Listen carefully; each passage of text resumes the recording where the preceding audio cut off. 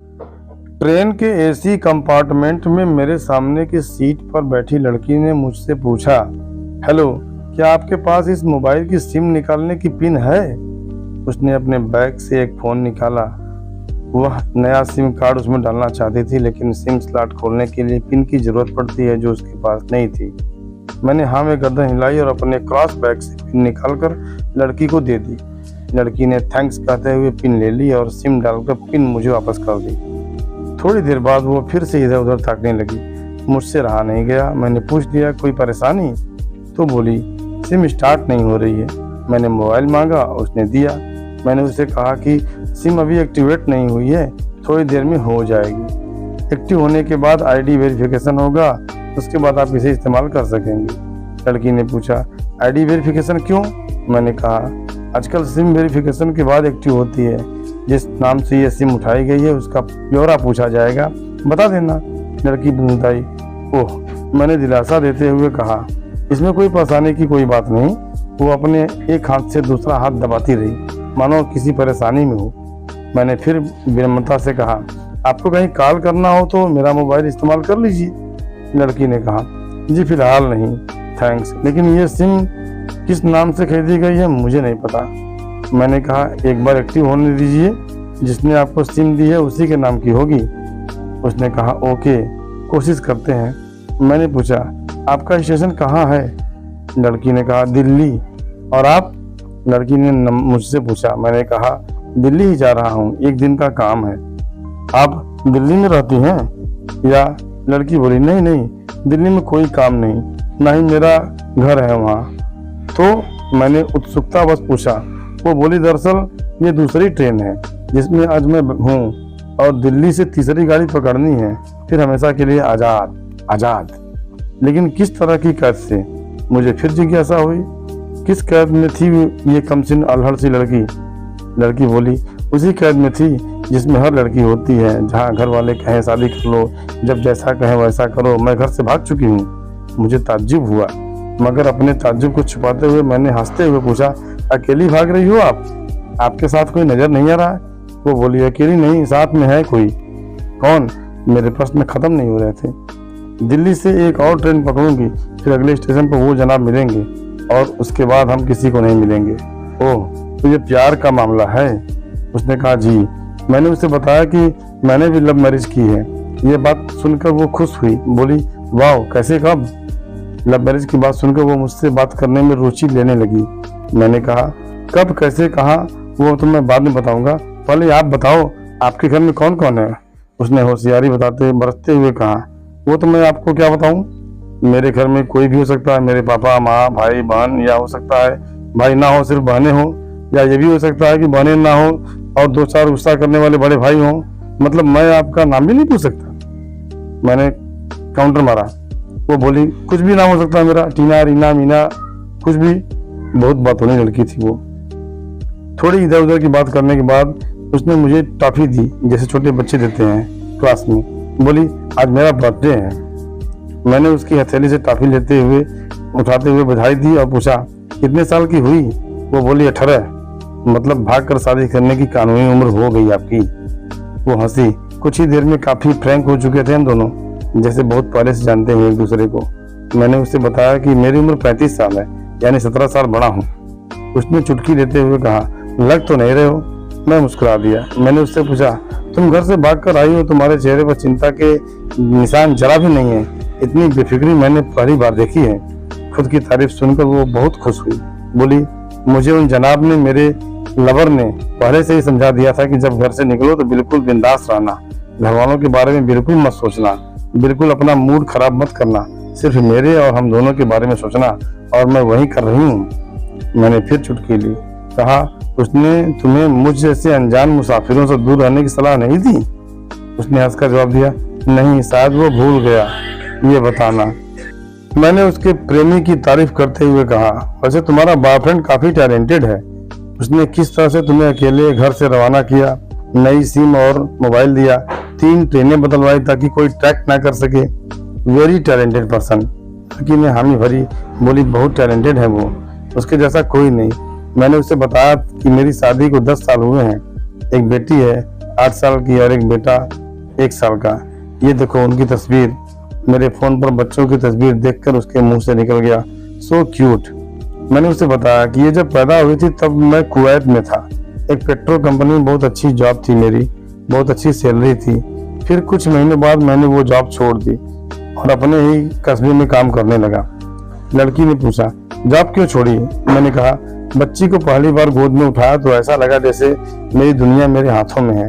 30 दिन की छुट्टी पर घर आया था, वापस जाना था लेकिन जा न सका। इधर बच्ची का बचपन खर्च होता रहे, उधर मैं पूरी दुनिया कमा लूं तब भी घाटे का सौदा था। मेरी 2 टके की नौकरी, बचपन उसकी लाखों का। उसने पूछा, क्या बीवी बच्चों को साथ नहीं ले जा सकते थे वहाँ? मैंने कहा, काफी टेक्निकल मामलों से गुजरकर एक लंबे समय के बाद रख सकते हैं। उस वक्त ये मुमकिन नहीं था। मुझे दोनों में से एक को चुनना था, आलीशान रहन सहन के साथ नौकरी या परिवार। मैंने परिवार चुना, अपनी बेटी को बड़ा होते देखने के लिए। मैं कुवैत वापस गया था लेकिन अपना इस्तीफा देकर लौट आया। लड़की ने कहा, वेरी इंप्रेसिव। मैं मुस्कुराकर खिड़की की तरफ देखने लगा। लड़की ने पूछा, अच्छा आपने तो लव मैरिज की थी न, फिर आप भागकर कहाँ गए? कैसे रहे और कैसे गुजारे वो वक्त? उसके हर सवाल और हर बात में मुझे महसूस हो रहा था कि ये लड़की लड़कपन के शिखर पर है, बिल्कुल नासमझ और मासूम छोटी बहन सी। मैंने उससे बताया कि हमने भागकर शादी नहीं की और ये भी है कि उसके पापा ने मुझे पहली नजर में सख्ती से रिजेक्ट कर दिया था। उन्होंने आपको रिजेक्ट क्यों किया? लड़की ने पूछा। मैंने कहा, रिजेक्ट करने का कुछ भी काम हो सकता है, मेरी जाति, मेरा काम, घर, परिवार। बिल्कुल सही। लड़की ने सहमति दर्ज कराई और आगे पूछा, फिर आपने क्या किया? मैंने कहा, मैंने कुछ नहीं किया। उसके पिता ने रिजेक्ट कर दिया, वहीं से मैंने अपने बारे में अलग से सोचना शुरू कर दिया था। खुशबू ने मुझे कहा कि भाग चलते हैं। मेरी वाइफ का नाम खुशबू है। मैंने 2 टूक मना कर दिया।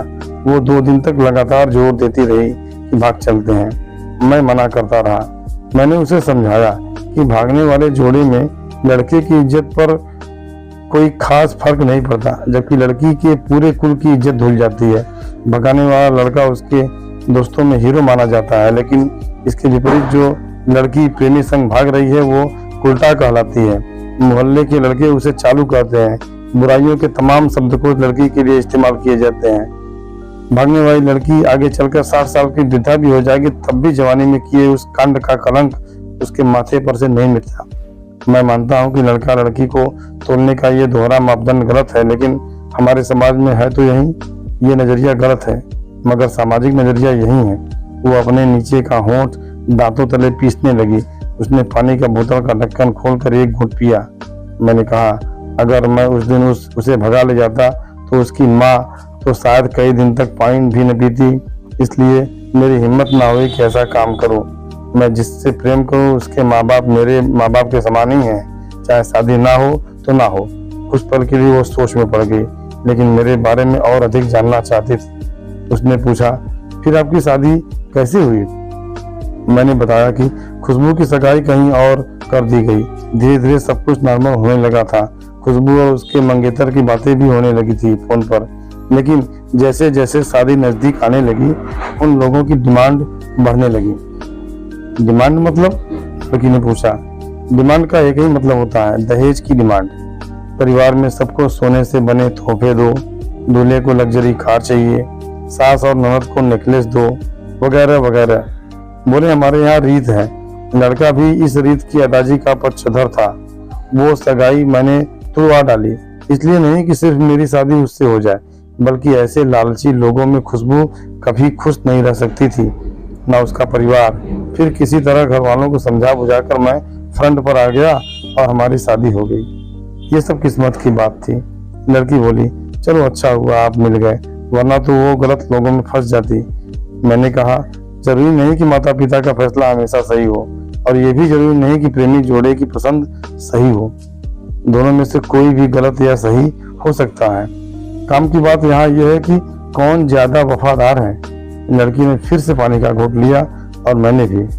लड़की ने तर्क दिया कि हमारा फैसला गलत हो जाए तो कोई बात नहीं, उन्हें ग्लानि नहीं होनी चाहिए। मैंने कहा, फैसला ऐसा हो जो दोनों का हो, बच्चों और माता पिता दोनों की सहमति हो, वो सबसे सही है। बुरा मत मानना, मैं कहना चाहूंगा कि तुम्हारा फैसला तुम दोनों का है। जिसमें तुम्हारे पेरेंट्स शामिल नहीं हैं, ना ही तुम्हें इश्क का असली मतलब पता है अभी। उसने पूछा, क्या है इश्क का सही अर्थ? मैंने कहा, तुम इश्क में हो, तुम अपना सब कुछ छोड़कर चली आई, ये सच्चा इश्क है। तुमने दिमाग पर जोर नहीं दिया, ये इश्क है। फायदा नुकसान नहीं सोचा, ये इश्क है। तुम्हारा दिमाग दुनियादारी के फितूर से बिल्कुल खाली था, उस खाली जगह में इश्क का फितूर भर दिया गया।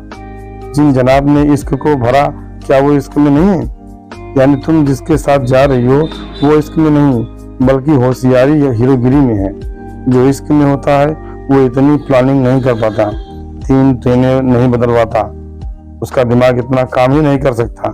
कोई कहे मैं आशिक हूँ और वो सातिर भी हो, ये नामुमकिन है। मजनू इश्क में पागल हो गया था, लोग पत्थर मारते थे उसे। इश्क में उसकी पहचान तक मिट गई, उसे दुनिया मजनू के नाम से जानते थे, जबकि उसका असली नाम कैम था, जो नहीं इस्तेमाल किया जाता था। वो सातिर होता तो कैम से मजनू ना बन पाता। फरहाद ने सीरी के लिए पहाड़ों को खोदकर बाहर नहर निकाल डाली थी और उसी नहर में उसका लहू बहा था। वो इश्क था। इश्क में कोई फकीर हो गया, कोई जोगी हो गया, किसी माझी ने पहाड़ तोड़कर रास्ता निकाल लिया, किसी ने अतिरिक्त दिमाग नहीं लगाया, चालाकी नहीं की। लालच, हवस और हासिल करने का नाम इश्क नहीं है। इश्क समर्पण करने को कहते हैं, जिसमें इंसान सबसे पहले खुद का समर्पण करता है, जैसे तुमने किया, लेकिन तुम्हारा समर्पण हासिल करने के लिए था। यानी तुम्हारे इश्क में लालच की मिलावट हो गई। लड़की अचानक खो सी गई। उसकी खिलखिलाहट और खिलंदड़ापन एकदम से खामोशी में बदल गया। मुझे लगा मैं कुछ ज्यादा भूल गया, फिर भी मैंने जारी रखा। मैंने कहा, प्यार तुम्हारे पापा तुमसे करते हैं, कुछ दिनों बाद उनका वजन आधा हो जाएगा। तुम्हारी माँ कई दिनों तक खाना नहीं खाएगी, ना पानी पिएगी, जबकि आपको अपने आशिक को आजमाकर देख लेना था। ना तो उसकी सेहत पर फर्क पड़ता, ना दिमाग पर। वो अक्लमंद है, अपने लिए अच्छा सोच लेता। आजकल गली मोहल्ले के हर तीसरे लौंडे लपाटे का जो इश्क हो जाता है, वो इश्क नहीं है, वो सिनेमा जैसा कुछ है। एक तरह की स्टंटबाजी, डेयरिंग, कुछ अलग करने का फितूर, और कुछ नहीं। लड़की का चेहरे का रंग बदल गया। ऐसा लग रहा था वो अब यहाँ नहीं है, उसका दिमाग किसी और अतीत में टहलने निकल गया। मैं अपने फोन को स्क्रॉल करने लगा, लेकिन मन की इंद्री उसकी तरफ थी। थोड़ी देर में उसका और मेरा स्टेशन आ गया।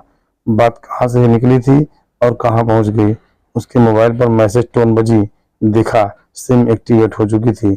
उसने चुपचाप बैग में से आगे का टिकट निकाला और फाड़ दिया। मुझे कहा, एक कॉल करना है।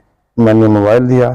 उसने नंबर डाल करके कहा, सॉरी पापा, और सिसक सिसक कर रोने लगी। सामने से पिता भी फोन पर बेटी को संभालने की कोशिश करने लगे। उसने कहा, पिताजी आप बिल्कुल चिंता मत कीजिए, मैं घर आ रही हूँ। दोनों तरफ से भावनाओं का सागर उमड़ पड़ा। हम ट्रेन से उतरे। उसने फिर से पिन मांगी, मैंने पिन दी। उसने मोबाइल से सिम निकाल कर तोड़ दी और पिन मुझे वापस कर दिया। कहानी को अंत तक पढ़ने को धन्यवाद।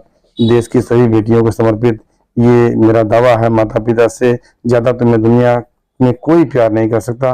कहानी पढ़कर शेयर अवश्य